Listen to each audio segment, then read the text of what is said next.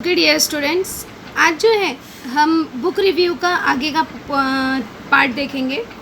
So in conclusion it can be said that this book is a good read for childrens of all age. अभी इस book का conclusion ये है कि this book is very good for the all childrens age. सभी age के बच्चों के लिए ये जो है बहुत ही अच्छा है. See here we can ask noun form of conclude. Find out from the passage noun form of the conclude. तो यहाँ पे ध्यान देखना, conclusion noun form conclude. conclude का noun form है conclusion.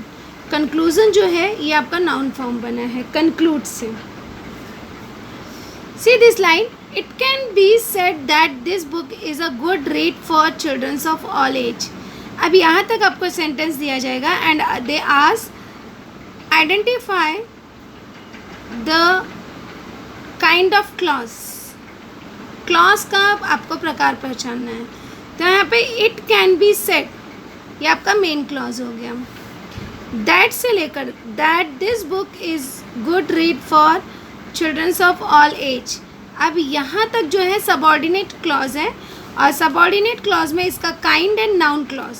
अब नाउन क्लॉज क्यों आया? क्योंकि कंजक्शन वर्ड, यहाँ पे दैट जो है ये कंजक्शन वर्ड है. कंजक्शन वर्ड के पहले अगर हमारा वर्ब आता है, कंजक्शन वर्ड के पहले अगर वर्ब आता है तो इट मीन्स वो सेंटेंस हमारा सबऑर्डिनेट क्लॉज का नाउन क्लॉज होता है. तो इसलिए ये जो है हमारा हो जाएगा नाउन क्लॉज. दैट से लेकर पूरा यहाँ तक हो जाएगा noun clause. Who may just enjoy a good read or who may want to improve their English skills. अब यहाँ पे what is the conclusion? What is the conclusion? तो इसका आंसर होगा कि the conclusion is that this book is a good read for the children of all age who may just enjoy a good read or who may want to improve their English skill. एक हमारा personal response का question यहाँ पे बन सकता है, जैसे do you think reading of magazine or the books is good for childrens and why. तो यू कैन रिस्पॉन्स इट कि yes I think reading of magazine or different kind of the books is good for childrens because there they get so many chance to improve their language.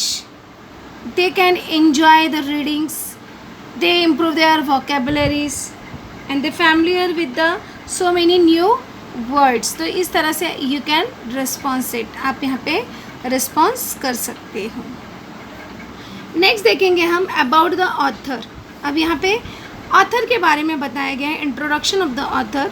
The author of Swami and friend is India's one of the greatest author of all time R K Narayan.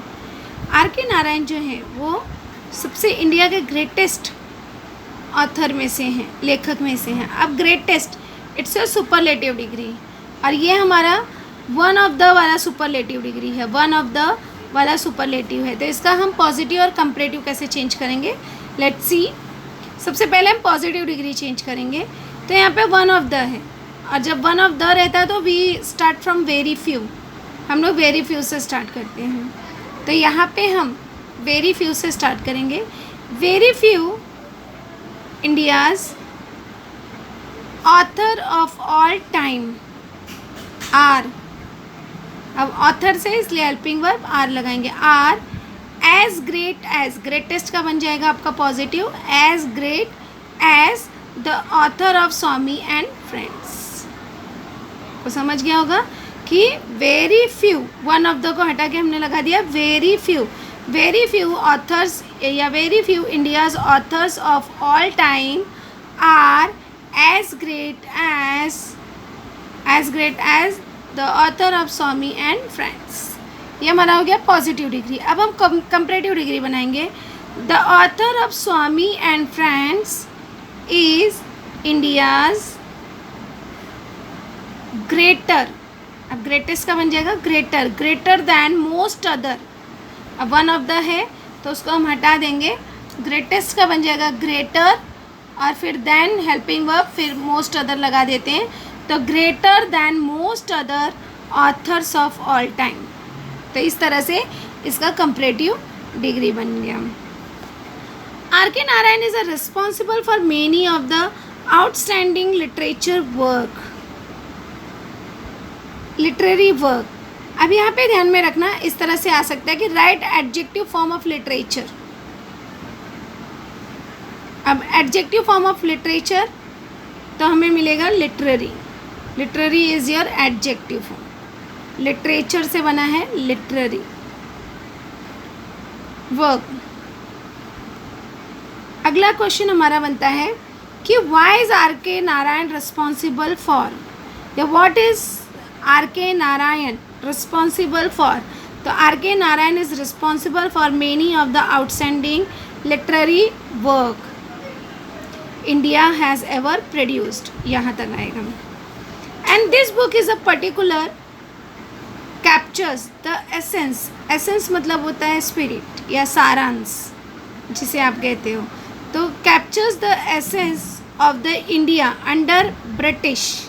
अब यहाँ पे British word देखेंगे तो it's your adjective word. इस तरह से आपको आ सकता है कि right the adjective form of Britain, Britain का एडजेक्टिव फॉर्म लिखो, तो ब्रिटेन से बना है ब्रिटिश, ध्यान रखना ब्रिटिश एडजेक्टिव वर्ड है। British ruling and the mind and life of the typical teenage kids, मतलब यहाँ पे जिस किड के बारे में बताया गया है, it's a time of the Britishers, जब यहाँ पे इंडिया में ब्रिटिश जो थे वो रूल कर रहे थे, उस टाइम के बारे में बताया गया है। तो यहाँ पे एक क्वेश्चन हमारा बन सकता है कि what is essence of this book, इस बुक का सार क्या है।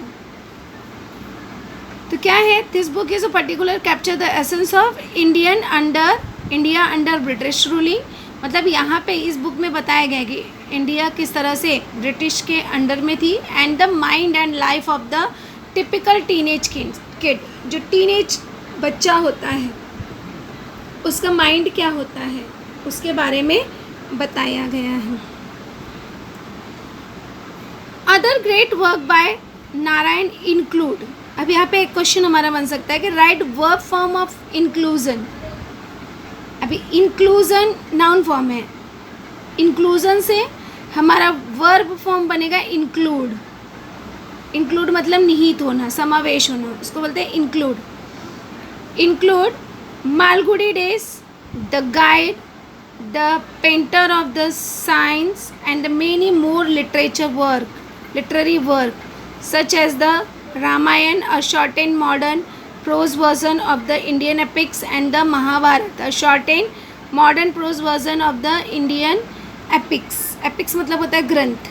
अब यहाँ पे आपको A2 टाइप ऑफ क्वेश्चन पूछा जा सकता है बॉक्स में, जैसे डायग्राम बना के दे दिया जाएगा और वहाँ पे पूछा जाएगा right the name of the other literary work of R K. Narayan, कि आर.के. नारायण का अदर लिटरेरी वर्क के बारे में बताओ। तो यहाँ पे हम लिखेंगे Malgudi days, first point, second point the guide, third point the painter of the sign, and fourth point the Ramayana, fifth point a certain modern prose version of the Indian epics, and next point the Mahabharata, a shorten modern prose of the Indian epics. तो इस तरह से हम points लिखेंगे। Go take a look at them if you are interested, he suggests कि if you are interested then take this book। अब यहाँ पे देखना, go take a look at them if you are interested, go take a look। अभी ये जो है इसका क्वेश्चन टैग, तो यहाँ पे हमारा ये इम्परेटिव काइंड ऑफ सेंटेंस है, गो से स्टार्ट हुआ है, मेन वर्ब से शुरू हुआ है, तो मेन वर्ब से जब शुरू होता है तो उसे हम इम्परेटिव सेंटेंस कहते हैं। तो ये हमारा इम्परेटिव सेंटेंस है, तो इसलिए यहाँ पे हो जाएगा विल यू, इसका क्वेश्चन टैग बन जाएगा विल यू। और अगर आपको आइडेंटिफाई करने के लिए है कि identify the kind of sentence, कि सेंटेंस का प्रकार पहचानो, तो इट्स योर इम्परेटिव सेंटेंस।